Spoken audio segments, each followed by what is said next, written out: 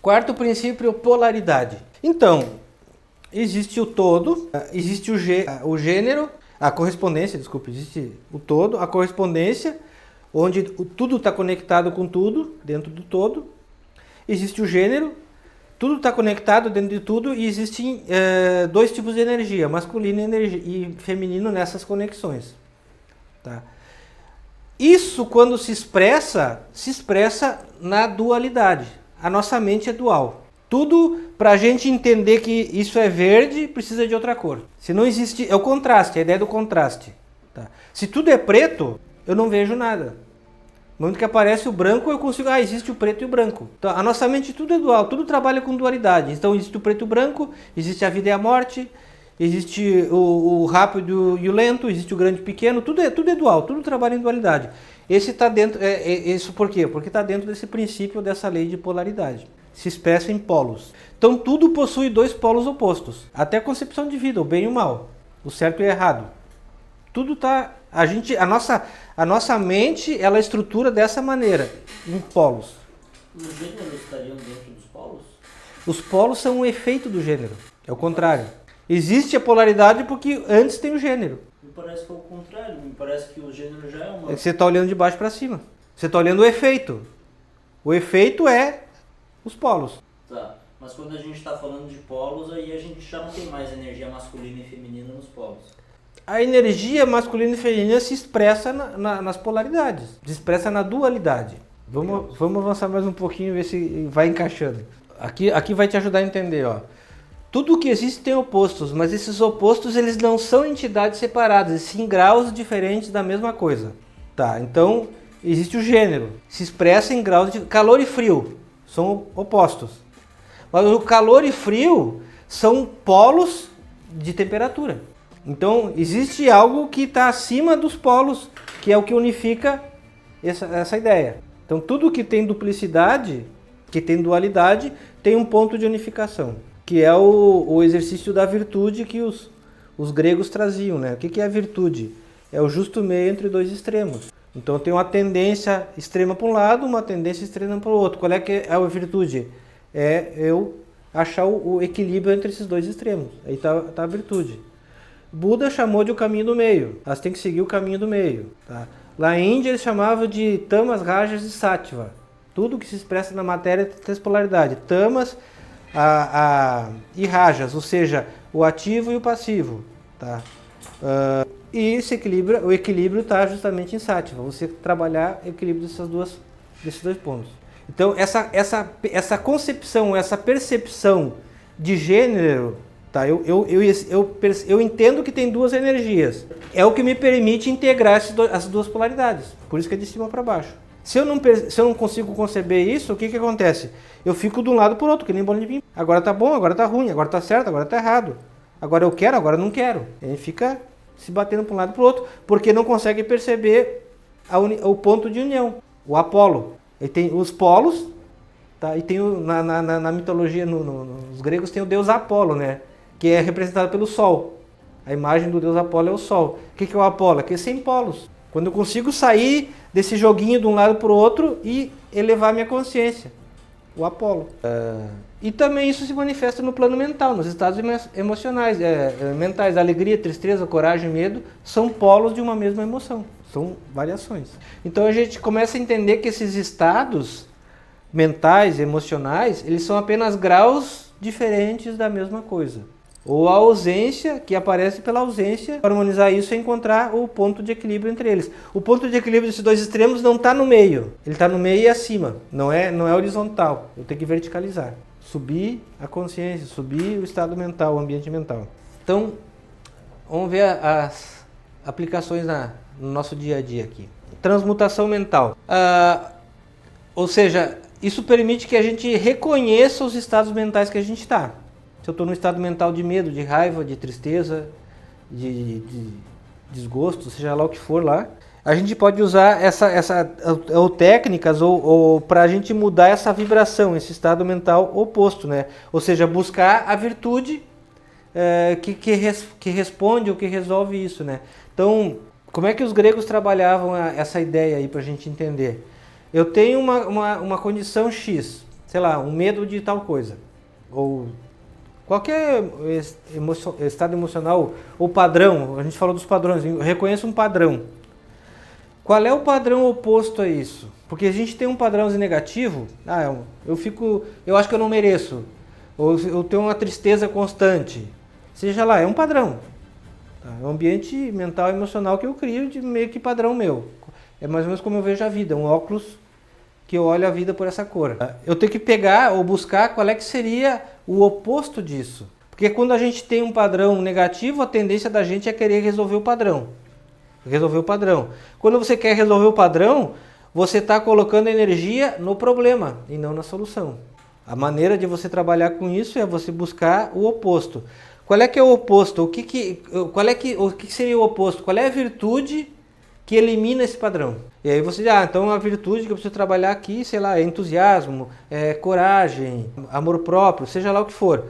Então eu vou começar a colocar meu foco, o que eu preciso fazer para desenvolver mais coragem, mais amor próprio, mais... Ninguém estava escutando, viu? Mas a ideia é eu colocar o meu foco nessa virtude que resolve ou que diminui esse padrão. Aí eu vou estar trabalhando com foco na solução e não no problema. E eu esqueço, eu tenho padrão, minha tendência, eu sou assim mesmo. Então muda. Pô. Se é assim mesmo não tá bom, muda. Como é que eu mudo?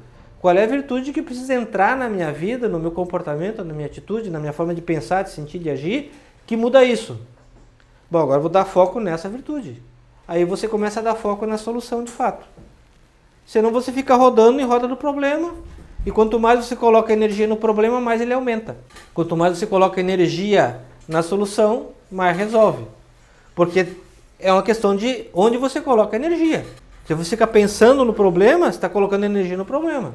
Quando a gente está, sei lá, bem, por exemplo, trabalhando, feliz, com saúde, eu tenho a impressão que às vezes a gente tende a ir para pro polo bom, digamos assim. Só que ainda assim para um polo. Que seria o quê? Aproveitar disso. Eu sou invencível, vou vender um monte, falando de mim, né? Vou vender um monte, vou correr 30 km, vou dormir, não precisa, vamos dormir 4, 5 horas aí, acordar às 5 da manhã. Só que aí a gente vai pro outro polo. Pelo menos essa é a impressão que eu tenho, né? Se a gente aproveita muito do polo bom, e aí eu uso a palavra aproveitar mesmo, porque é maravilhoso. Mas aí tende a ter o efeito ricochete, né? A gente vai pro outro. Mas aí tu tá me dizendo que o equilíbrio estaria no meio. É que isso que tu tá falando não são polos, são ciclos. É a sétima lei. Isso são ciclos. Então são ciclos. São ciclos. Daria para dizer que o ideal seria você não ser afetado tanto por esses ciclos. Exatamente. Os ciclos vão mudar. Aproveita, mas não dá para aproveitar, não preciso sofrer com isso. Sim. Você não vai deixar de aproveitar esse ciclo bom, né? Senão isso é meio inútil, né? Ficar meio apático, né? O erro é achar que vem um ciclo bom, você acha que daqui para frente vai ser sempre assim. E aí o erro também, quando o ciclo está ruim, também você achar que vai ser sempre assim, mas também não vai, uma hora vai mudar. Você pode acelerar essa mudança, Você pode lidar melhor com esse ciclo, pode lidar melhor com esse ciclo. Mas o ciclo vai existir, cara. Esse ano não vai ter inverno. Pode falar o que tu quiser, mas vai ter. De um jeito ou do outro vai ter. Porque está acima do meu querer. Está acima da minha vontade. É a vontade do universo. Daí quando você diz assim, não tô assim, me sinto invencível, não preciso dormir, não sei o que. Aos poucos você vai aprendendo que, na verdade, você precisa manter um certo ritmo. Meu corpo não sei.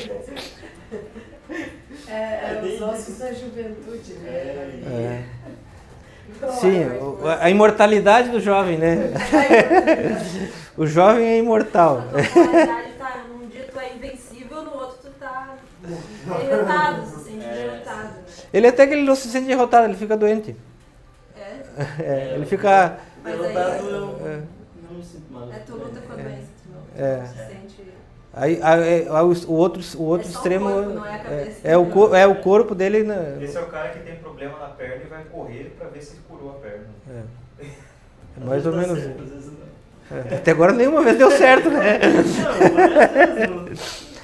Aqui então, outro ponto, a resolução de conflitos, né?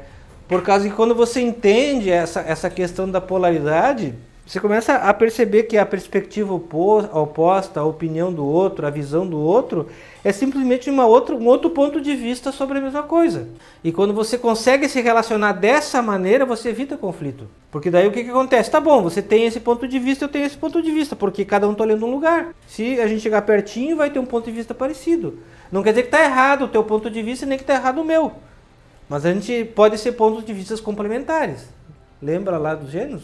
Pode se complementar. Então, essa ideia de a gente tentar... Isso permite encontrar um equilíbrio, uma conciliação, até uma reconciliação para resolver conflitos de maneira construtiva. Ou, melhor ainda, para evitar conflitos, né?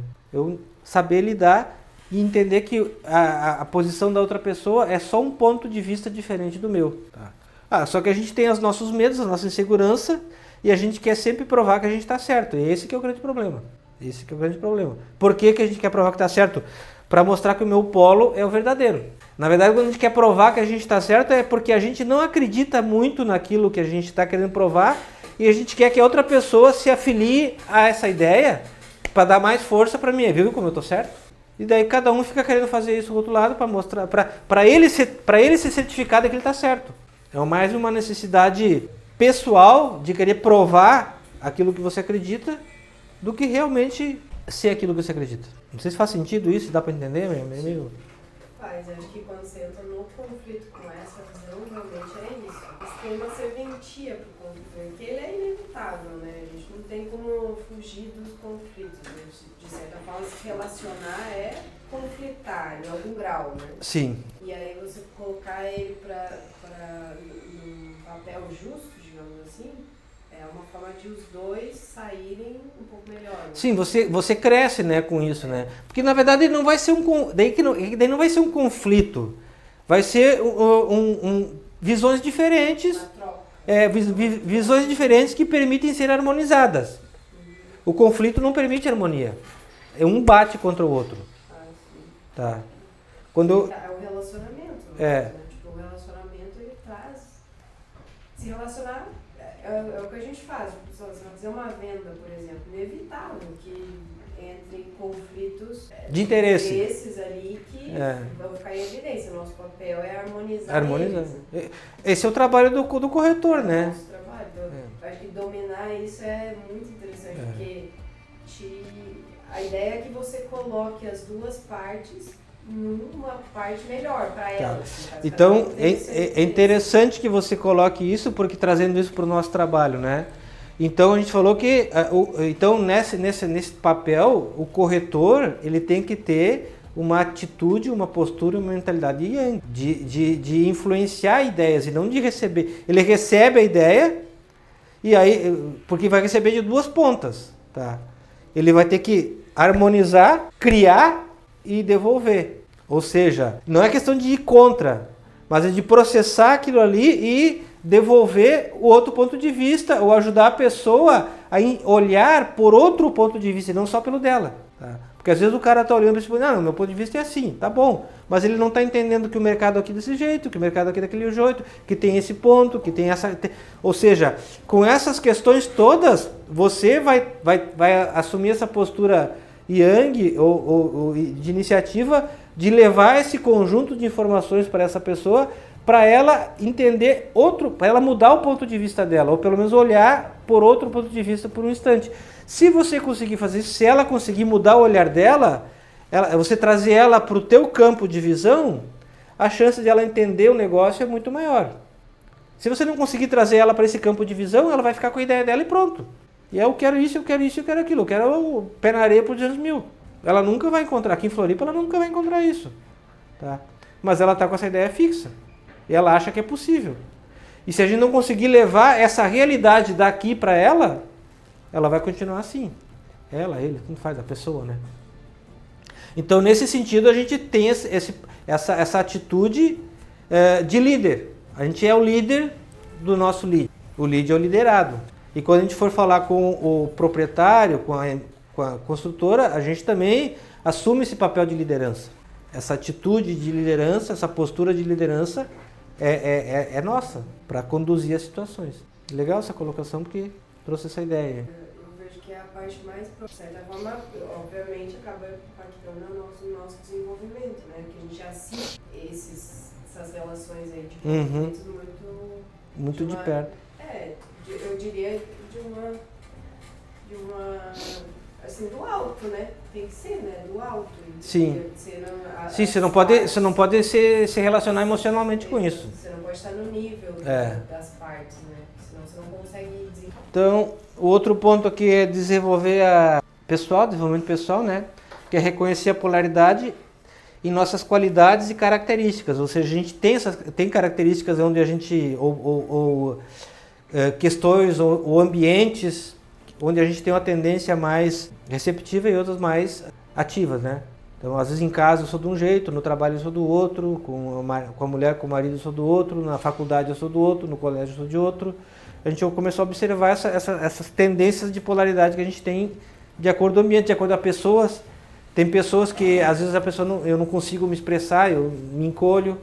Tem pessoas que eu banco o predador, sou mais predador do que vítima. Ou seja, basicamente tem situações, se for simplificar, tem situações, ambientes e pessoas onde eu me posiciono mais como vítima e situações, ambientes e pessoas onde eu me posiciono mais como predador. São polaridades básicas que a gente tem que procurar evitar. Se eu sou vítima num lugar, eu vou ser predador em outro. Se eu sou predador num lugar, eu vou ser vítima em outro. Essas são tendências, digamos, básicas assim, de posicionamento interno nosso, né?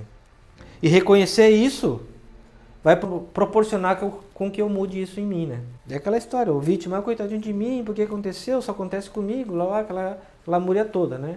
E passa por esmaga um monte de gente para fazer isso. Dessas duas ideias, dá para entender? É a compreensão da dualidade, né? Que a gente falou basicamente sobre isso, a dualidade da mente, né? A natureza dual do universo. Ele se expressa em dois polos, o grande e o pequeno. E a gente parar para olhar tudo, a gente relaciona com a nossa referência.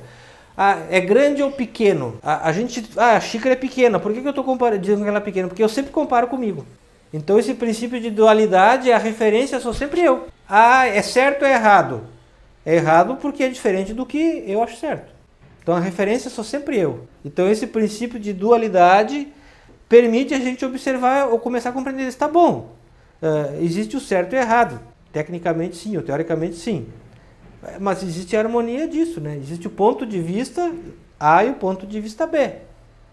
Eu digo que é certo e errado por causa do meu padrão. Então, aceitar isso permite essa conquista do equilíbrio. Bom, aqui, ensina que tudo tem dois lados e a gente pode transformar a nossa realidade ao mudar a polaridade. É aquela história, eu estou num polo de tristeza, eu posso ir para um polo de equilíbrio, de harmonia, de alegria. Isso muda a maneira de ver o mundo. Tá. Paixões súbitas, amores, amizades intensas se dissipam rapidamente e podem ilustrar o princípio da polaridade. Ou seja, aquela coisa maravilhosa. Paixão é isso, né? A pessoa fica cega por outro, dali 15 dias, um mês, uma semana já odeia. Então é o exemplo de polaridade, né? Aí você quer muito um negócio e de repente você depois despreza aquilo que você queria. É mais ou menos isso, né? Polaridade, ela trabalha assim. Tá? No emocional mesmo é muito forte isso. Como é que faz para equilibrar isso? É o que a gente estava falando lá da questão da virtude, né? A virtude. Tá? E se eu vejo isso como tendência, tá? É porque eu tenho um desejo, um apego por algo que me produz aquela tendência. Eu sempre quero algo assim, depois eu vou para o outro lado. Tá? Então o que está faltando aí? Qual é o ponto, qual é a virtude que equilibra essa tendência, o que ameniza isso? Eu tenho que começar a dar foco nessa virtude, é isso que eu tenho que desenvolver em mim. Todos nós precisamos. Cada um só tem que achar o lugar de cada um, né? Mas isso é a nossa vida. É interessante a gente fazer uma relação com biologia nisso, porque a gente é hormônios. Hormônios têm uma relação muito forte com essa subida, porque a gente, por exemplo, você tem um vício de café, por exemplo, né? Ninguém vai Fala isso. Só porque a gente toma 4 garrafas de café. Não, mas de qualquer substância, você cria uma memória de aprendizado no teu corpo. E com a emoção e paixões é a mesma coisa. Geralmente você experimenta algo, que você tem uma experiência, que aquilo é muito bom, hormônios, e aquilo é incrível, intenso. Aí você vai querer repetir, aquilo começa a... Você gera uma dependência química, né? É uma dependência emocional, praticamente. É que, na verdade, assim, como é que se forma o desejo? Tá? Porque você está entrando no biológico. Antes do biológico tem o desejo. Como é que se forma o desejo? Vamos pegar... Você pode aplicar isso a tudo.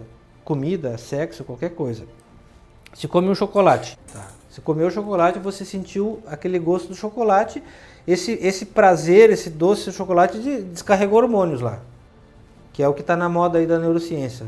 Uma série de hormônios. Tá? E você criou uma memória na sua mente dessa sensação, desse prazer que o chocolate proporciona.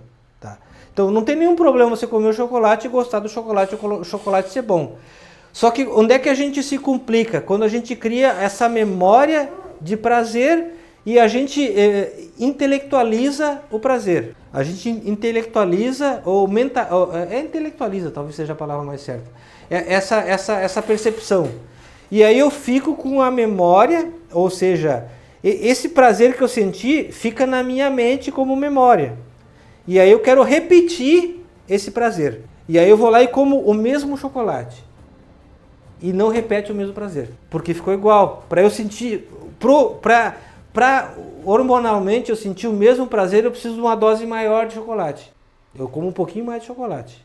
Aí eu consigo experimentar aquele prazer. Satisfação de um prazer mental que manifestou. E depois, aí cada vez eu tenho que pegar uma dosezinha um pouquinho maior de chocolate para ter a mesma sensação de satisfação, o mesmo tipo de prazer. Tá? Então o que acontece? Isso primeiro foi estruturado na nossa mente. Depois virou descarga hormonal. Depois virou endorfinas, dopaminas, seja lá mais o que for. Então existe um processo anterior a isso, que é onde eu posso trabalhar. É onde eu posso interferir nessa estrutura de polaridade. Ali eu criei um padrão, uma tendência. E isso eu aplico em chocolate, comida, sexo, relacionamento, dinheiro. Dinheiro nunca é suficiente. Você precisa ter mais. Tudo é assim. Ou você fica viciado naquilo. O que é o workaholic, o viciado em trabalho? O trabalho proporciona um prazer para ele. E cada vez ele precisa mais para se sentir com aquela adrenalina ali. A pessoa fica viciada em adrenalina. É assim que se produz o desejo mental. E aí a gente fica escravo desse desejo. E a forma de vencer isso seria, digamos, quando a gente vivenciar o prazer, a gente vivenciar ele naquele momento e aí depois esquecer? A forma para tudo isso é uma só, consciência. Eu vou experimentar o prazer e eu vou ter a consciência, não é que é errado o teu prazer, não tem nada de errado. O corpo precisa disso, ficar bem. Mas eu entender que isso é um processo do corpo e não ficar dependente disso. É que nem os ciclos, o ciclo é bom, o ciclo é ruim. Agora eu tenho, agora não tenho. E não ficar dependente disso, se eu não tiver isso eu não vou ser feliz. Lascou, virou dependente. Tem como fugir da polaridade ou ela faz parte do todo? Ela faz parte da expressão do todo. Tá? A maneira de você fugir da polaridade, eu não diria nem fugir. Porque acho que fugir não tem, está na natureza, é uma lei. Ela vai estar ali. De você harmonizar, você harmoniza ela. É através da virtude. Você pegar todas as culturas antigas, todas as filosofias antigas, até as religiões mais antigas, vão trabalhar em cima dessa ideia. É a virtude que vai produzir harmonia no ser humano, harmonizar esses polos. A consciência também que estava trazendo isso. A consciência é para poder aplicar a virtude, né? Tá? Porque o que acontece? Eu quero chocolate. Eu perdi a consciência de que eu tenho uma virtude de, sei lá, moderação para trabalhar aqui. Então, se foi a moderação, perdi essa consciência, o negócio é chocolate. Mais chocolate. Ou mais dinheiro, é mais sexo, é mais trabalho. Por quê? Por causa que a minha consciência desligou. E eu estou sendo levado por esses hormônios. Os hormônios conduzem a minha vida, não sou mais eu. A consciência é o que permite eu conduzir minha vida, e não meus hormônios. E a consciência é justamente a percepção, tá bom? Existe isso, mas existe outra coisa. A consciência é o contraste entre aquilo que aparece e aquilo que não aparece. Aquilo que é circunstância, que é ambiente e aquilo que sou eu. Quando eu consigo estabelecer, perceber esse contraste, aí a consciência está ligada. Aí eu consigo atuar por escolha própria, senão eu sou levado pela situação. Então a consciência ela é esse estado mental yang, senão a pessoa é levada. Deu para entender essa ideia, gente? É meio complexa, mas é porreta, né? Todo mundo quer ser youtuber hoje, né? Por quê? Porque fica famoso, dá para ganhar dinheiro com isso, a pessoa fica fazendo um videozinho e acha que não está trabalhando. Tá. Mas por que ela quer ser isso? Ela quer ser porque está na moda, porque é onda? Ou ela tem realmente algo para transmitir para o mundo aí que importa, que faz diferença? Não tem. Tem que buscar o nosso porquê, né? Tem que buscar o nosso porquê.